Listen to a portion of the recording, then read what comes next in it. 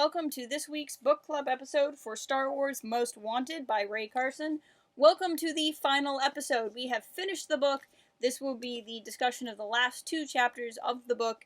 At the end of the video, I'll talk about what we're going to read next. If you're joining us here at the end and you want to go back to the beginning, go ahead and click here, and it'll take you back to the beginning of Most Wanted. But basically, these book clubs are videos I've done on a couple of books now. We've done the Aftermath Trilogy, Bloodline, and now Most Wanted, where we go through the book a couple of chapters at a time and break down the themes and happenings of what's going on. This week we're discussing the end of Most Wanted, which we read in honor of Rae Carson writing the Rise of Skywalker novelization. So it's very exciting to get to the amazing conclusion of an amazing, amazing book. So with that, let's jump in. We get to chapter 21. Chapter 21, we find ourselves back where the tragedy of chapter 20 ended. We just lost our friend Sulo, who was killed in their escape from the Caldana Syndicate. So now they are trying to get into the escape pods. They have to use the data pad, Han and Qi'ra, in order to get the escape pods going. Han's working on it, but then Han freezes because he finds some of Sulo's blood on the data pad, which of course is a stab in the gut in of itself. Qi'ra cleans it off with her sleeve, and something that doesn't really get addressed in those pages, but something I thought about, is how important these clothes were to Qi'ra throughout the story. Really, really early on in the book, like the second chapter maybe, she gets these clothes and she constantly comments about how nice they are, how upset she is when they get ruined in the sewer, how happy she is that the engineers people are able to clean them up some, and now she, without a thought, uses her sleeve to clean up Sulo's blood, and I think that's an important moment. She was never... I wouldn't say Qi'ra was ever vain in this novel. I think as somebody who doesn't have a lot, she's entitled to feel good about these very nice clothes that she has, but I think that kind of shows where her headspace is right now and how important Sulo is, and obviously he would and should be, but it also just shows Qi'ra is really feeling that kind of human emotion as opposed to the more rational, calculated self that she tries to be. At this point in the story, Qi'ra is frantically trying to come up with another plan in case the data pad doesn't work. She's trying to do her thing, remember back to the map she saw, is there another way out besides these escape pods, but it ultimately proves unnecessary because Han's able to get the door open, and he gets it open by just believing he can, and whether or not that's the Force moving through him or just him being able to figure out how a data pad works, we're kind of left to wonder and marvel at that kind of magic. But with that, they are able to get into the escape pod, but even that doesn't go smoothly. Qi'ra hits her head. She's sure that Han's going to leave her behind because that's what she would do, and then is ultimately saved by Han. They get in the escape pod. Even then, the ride's not smooth because they don't have time to get strapped in, and they're spinning, and Qi'ra has had 3 concussions at this point. Han grabs a hold of her, and it can at least, lessen the impact of the hits by taking hits for her, and they eventually get into the escape pod. But it's this being sure that Han left her behind because that's what she would do thing that was so wild to me. And it's wild to me in the context of Solo, a Star Wars story. So if you've seen Solo, the end is Qi'ra runs off to Darth Maul, leaving Han behind. And she has betrayed him and left him when she claimed he was coming along behind. Now, she doesn't betray him in the same way that Beckett would. She's not doing this to leave him in a bad spot, but she is running away from him after he spent that whole movie, trying to get back to her. But there's a lot of interesting things. Qi'ra is just a fascinating character. And so we see her having that trust for Han, but her being convinced that he would leave her behind because that's what she would do.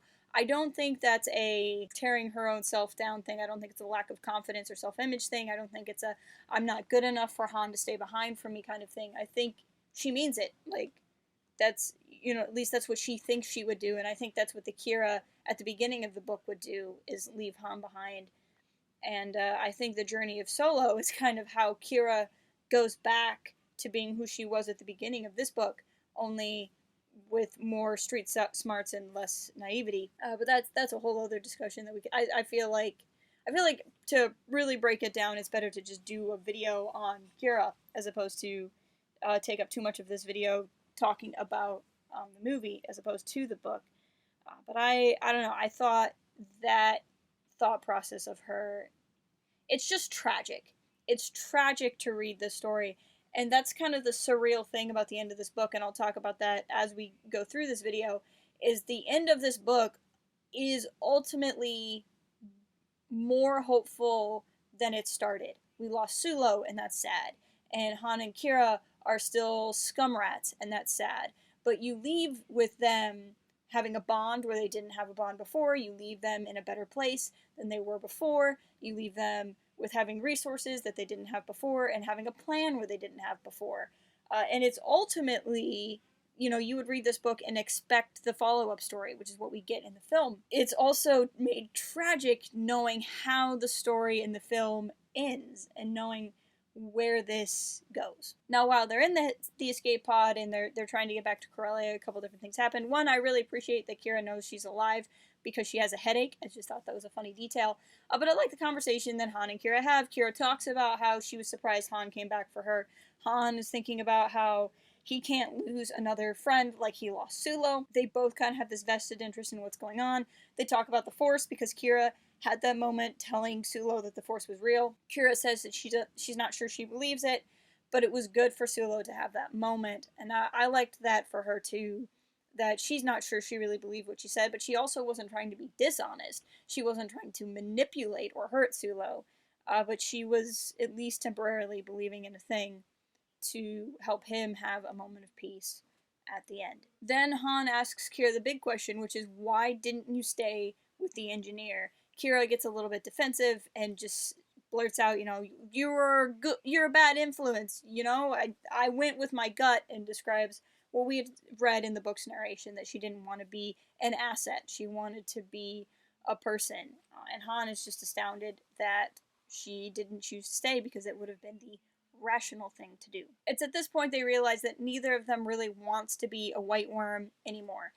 They're not excited to go back. They're happy that they're not going to die, but they're not ready to go back.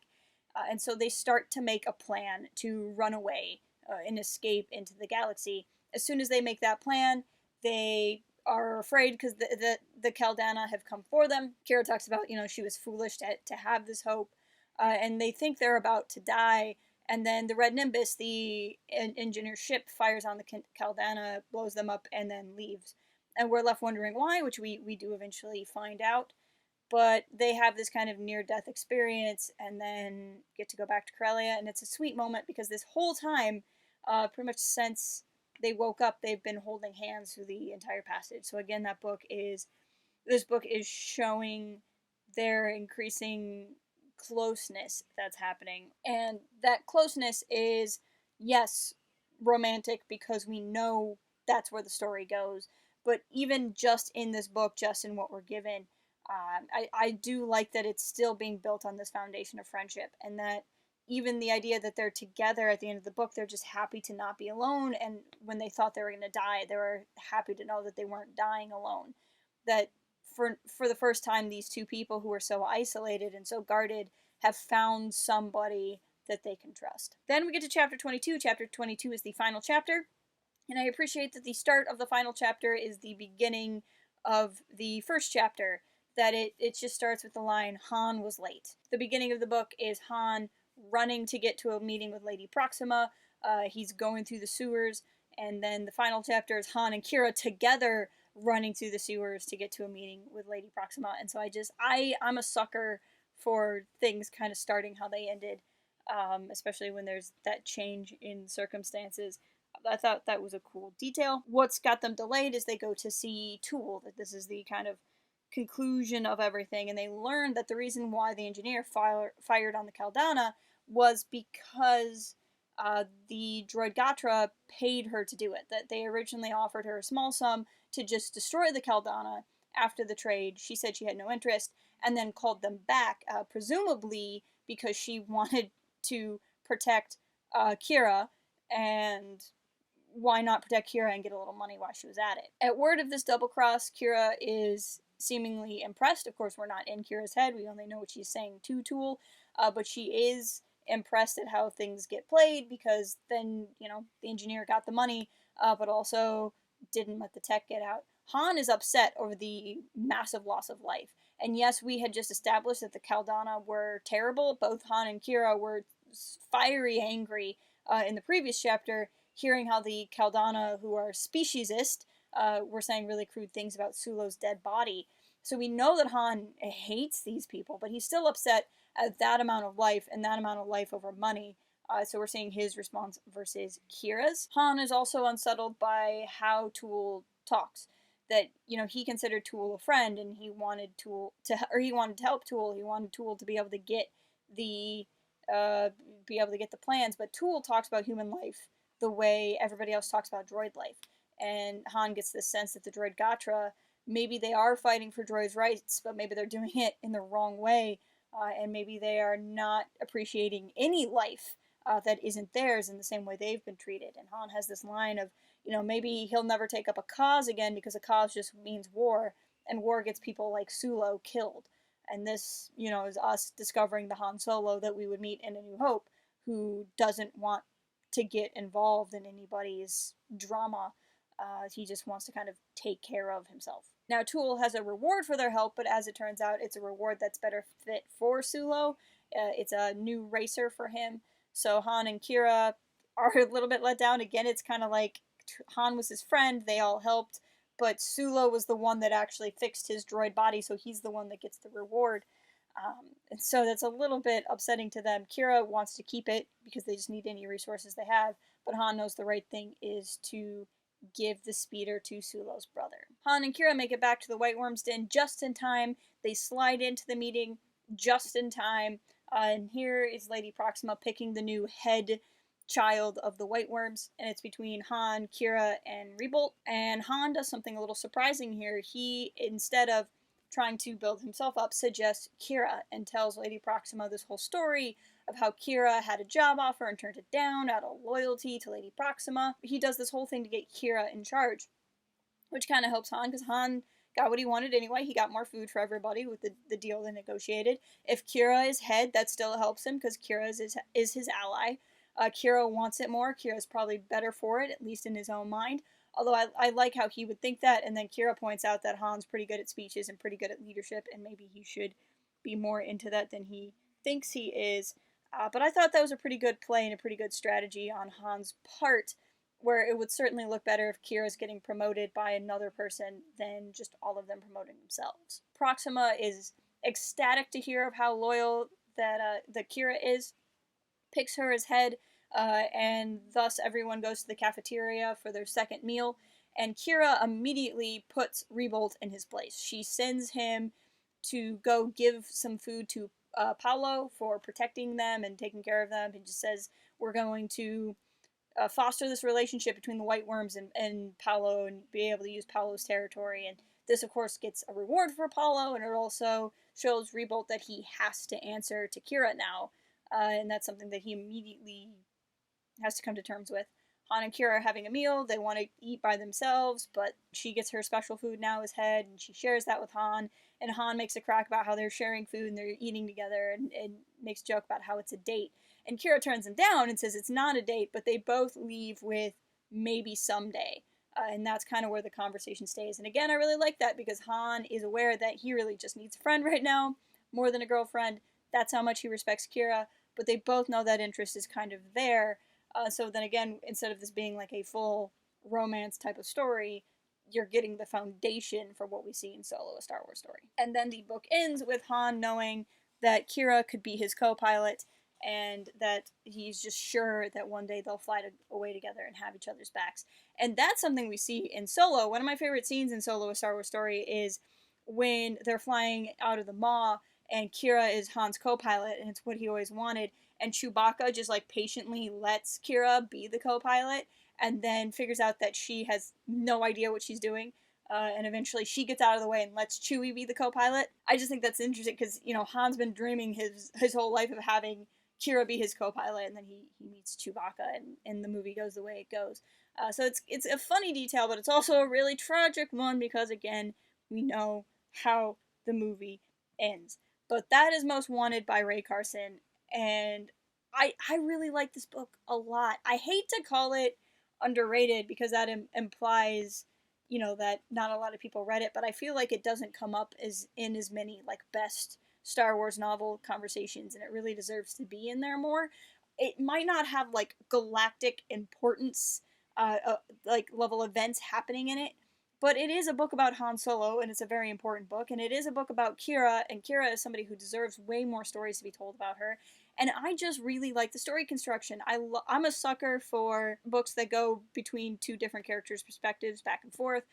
We see this, a book that would be published later, another young adult novel in Star Wars, A Crash of Fate by Zoraida Cordova, which is a romance story. But it did the same thing of going back and forth between two people's perspectives. If you go into Legends, the novelization for The Force Unleashed did that as well. I think that's Sean Williams. I thought that was Sean Williams. I need to trust myself. Sean Williams, and that does that. And I'm a sucker for that, so I love the way it did that. And I love how it contrasted Han's way of doing things with Qi'ra's way of doing things. And I love how over time it becomes less rivalry, less conflict. Conflictory is not a word. Less at odds. And I like how they, you know, come together and understand each other and start working together as a team and rub off of on each other a little bit. And I think it's a great story. I feel like I should have some sort of grand final statement on the novel now that we're done, but I mean, I really was saying everything I had to say in these like 20-minute videos as we went through a couple of chapters. But I appreciate what this book is about, and I appreciate that this is a book about people who are kind of fine on their own, finding each other and being a stronger unit as a whole. I like how it's a book about people kind of being in a situation where they have to just try to survive and they don't have big dreams. Han never dreamed of having a starship. He was going to be happy with just a speeder. By the end of it, he's dreaming about flying away from Corellia with Qi'ra. It's like this awakening of hope in these characters and what they're doing and this discovery of a bigger galaxy. I like that it's about people deciding that they want to try to change their fate beyond what just society tells them they can be, in the midst of a planet filled with systems that are out to get them, in an empire with systems that are out to get them, in a criminal syndicate that is out with systems that is out to get them, and that they thwart all of that and they overcome all of that with friendship, with kindness, with doing the right thing. And every time they did the right thing, it got harder, and it made the situation harder, but it ultimately got them where they needed to be, and they were better people for it. And I really like what the book has to say. I really like the journey that it goes on. I really like feeling like I'm spending a couple of days with these characters and getting to kind of see who Han Solo was. And I don't mean to make this all about Han, because this is such a great book for Qi'ra, but Han is the character that we've seen in, what, 5 other movies, you know, and he's been in so many other novels. It's so important to kind of understand where his character comes from in this canon. And then just for Qi'ra. Qi'ra is one of my favorite characters, and she's one of my favorite characters in Star Wars because of this book.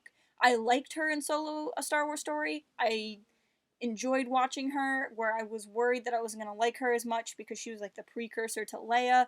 I really enjoyed her in that movie, did a lot for her, but it's really this book that made me care about Qi'ra and want to see more of Qi'ra and understand Qi'ra as a character. And that's no fault of the film, that's this book serving its purpose. But she's such a cool character and such a unique character in Star Wars in the way she thinks and handles things, I think. And I'm just glad we had that opportunity to interact with these characters in that way. But I want to know what you thought of these chapters and of this book. And go ahead and leave me a comment. Now, I have a couple of housekeeping things here at the end of the series, so if you are tired of book discussion, that's fine. What we read next.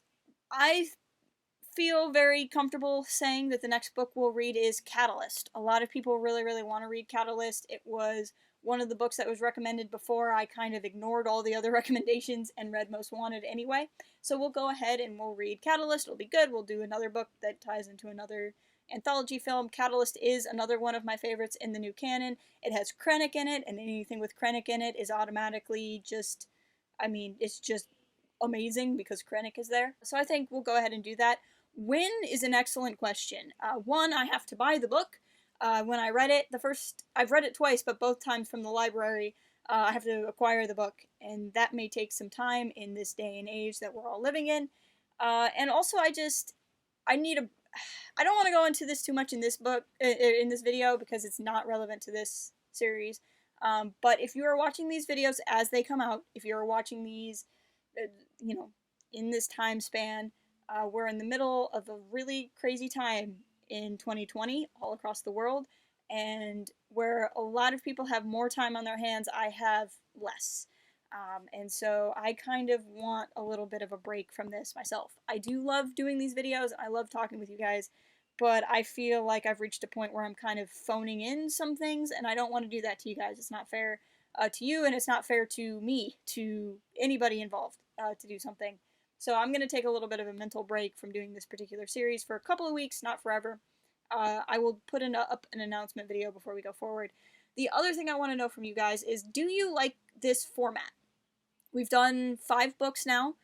Do you like videos where I just talk to you about the book for 20 minutes? Would you rather me do something different? Would you guys rather do something where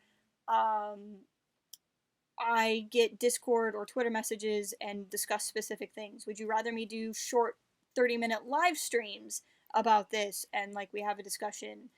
Would you rather not have a video at all and do a different format for a book club? Or is this perfect? Are you like, man, 15 to 20-minute videos about 2 or 3 chapters is perfect, and we don't change a darn thing? And that's an answer too. I want to make sure I'm making stuff that you guys like. We've done a couple of books now. I feel like if you guys are ready for me to change it up some way, I'm cool with that. I'm cool with doing it the way we've always done it. If not, but I think that's all the housekeeping. We are here at the end of another book, a 5th book. I think that's so awesome that we have done all of this and have gone through these books. I really do enjoy this, even though I need a bit of a break on it. But thank you guys for being on this journey with me through this novel and for giving this novel a shot. I love Most Wanted. I'm so happy to know that more people either read it or reread it as a result of this series. And I'll still be doing stuff on the channel, even though I'm taking a break from book club. I'm probably just going to do more streams of some kind, because that's just kind of what I'm able to do right now. So I will hopefully see some of you guys around for those. And until next time, keep it real. Fly casual.